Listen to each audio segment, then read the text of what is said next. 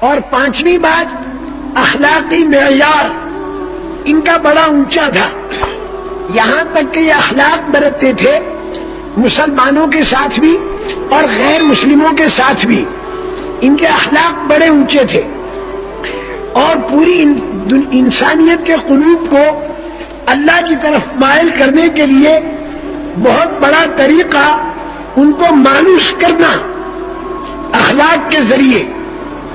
یہ صلح حدیبیہ کے واقعے نے ہم کو بتایا، 13 سال تک برابر لڑتے رہے اور پریشان کرتے رہے، پھر مدینہ منورہ کی ہجرت ہوئی تو بدر، احد اور خندق میں آ کر یہ بغیر ایمان والے خوب لڑے اور خوب تنگ کیا اور پریشان کیا، لیکن خندق کے اندر اللہ پاک نے ان بے ایمانوں کی ایسی کمر چھوڑی، ایسی کمر ان کی ٹوٹی کہ پھر یہ ہمت نہیں کر سکے۔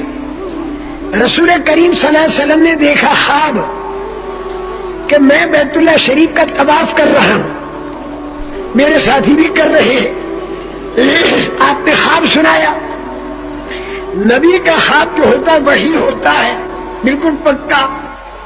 پھر آپ نے عمرے کا ارادہ کیا، 1500 کا مجمع آپ کے ساتھ عمرے کو چلا۔ وہاں پر گئے تو مکے کے بے ایمانوں نے ان لوگوں کو مکے میں داخل ہونے سے روک دیا۔ انہوں نے کہا ہم لڑائی کرنے کو نہیں آئے، عمرہ کریں گے چلے جائیں گے۔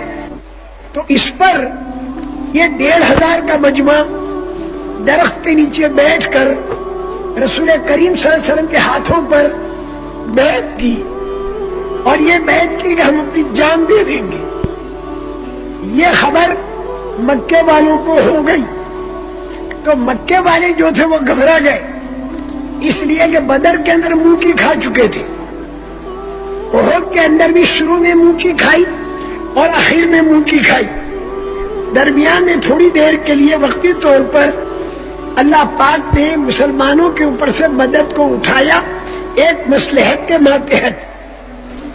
خندق کے اندر بھی انہوں نے منہ کی کھائی تو یہ لوگ گھبرا گئے کہ بھائی اگر یہ لوگوں تو موت کی بیعت کر چکے، اب ہماری خیر نہیں، تو یہ لوگ صلح کرنے کے لیے آئے۔ اب صلح کرنے کے لیے آئے تو اللہ پاک نے نبی پاک صلی اللہ علیہ وسلم سے جو صلح کرائی تو یہ ایسی کرائی کہ جس کے اندر ظاہر میں دب کر صلح ہے، وہ کسی کے گلے اترتی نہیں تھی سوائے صدیق اکبر کے، اور کسی کے گلے نہ اتری۔ 10 سال کی جنگ بندی ایک تو یہ ہوئی، اس سال عمرہ نہیں کرو گے، آئندہ سال کرو گے، اس سال نہیں کرنے دیں گے تمہیں۔ اور بھی کئی باتیں انہوں نے ایسی کہی کہ جس میں حضرت عمر کو بڑا غم ہوا، سارے صحابہ کو بڑا غم ہوا، لیکن ان لوگوں کے دل و دماغ میں یہ بات بیٹھی تھی کہ نبی پاک صلی اللہ علیہ وسلم اللہ کی طرف سے جو بات کہیں گے ہمارا جی چاہے گا تو بھی مانیں گے اور جی نہیں چاہے گا تو بھی مانیں گے، اور اسی میں ہمارے لیے خیر ہے۔ اللہ کے پیارے نبی کی بات کو ظاہر کے خلاف مانا، بدر میں اللہ کی غیبی مدد آئی، احد کے اندر 38 آدمیوں سے عمل چھوٹا تو تکلیف سارے مجمع کے اوپر آ گئی۔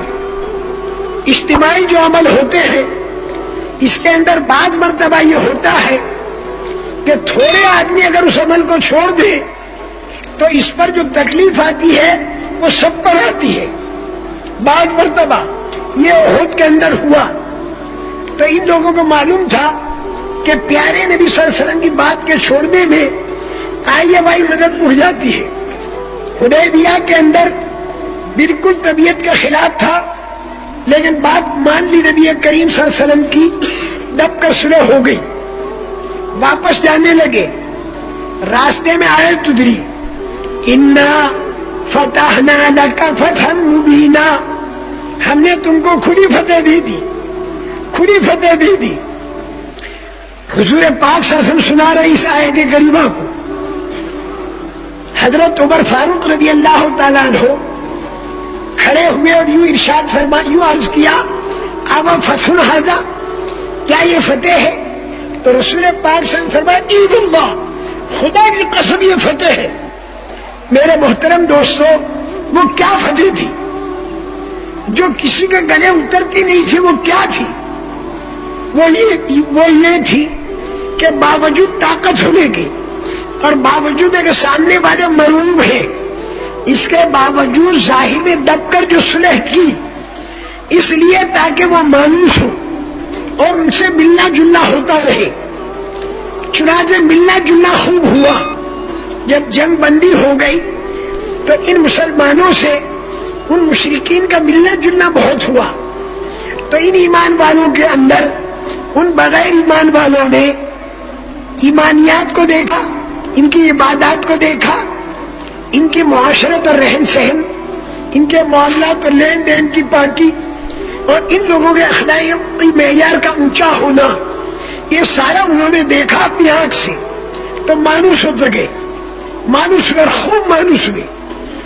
لیکن ان بے ایمانوں نے 2 سال کے بعد کو ایسی حرکت کر دی کہ صلح ٹوٹ گئی۔ رسول کریم صلی اللہ علیہ وسلم 10,000 کا مجمع لے کر اور مکہ مکرمہ کی طرف روانہ ہو گئے۔ مجھے تو ایک بات بتانی ہے، 13 سال مکے کے، 6 سال حدیبیہ اب تک کے، 19 سال کے اندر تو 1,500 آدمی بنے، جب آپس کے اندر جب خلش تھی۔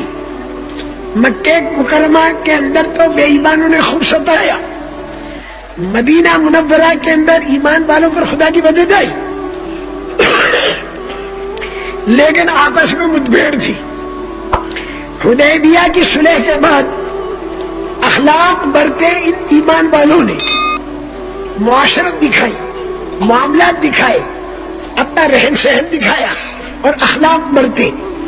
اس کا یہ اثر پڑا کہ سن 6 ہجری میں حدیبیہ کے اندر مسلمان 1,500 تھے، اور سن 8 ہجری فتح مکہ کے موقع پر مسلمان 10,000 بن گئے۔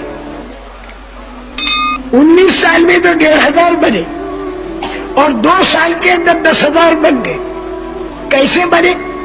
وہ آپس میں میل جول، آپس میں موانست، آپس میں اخلاق کا برتنا۔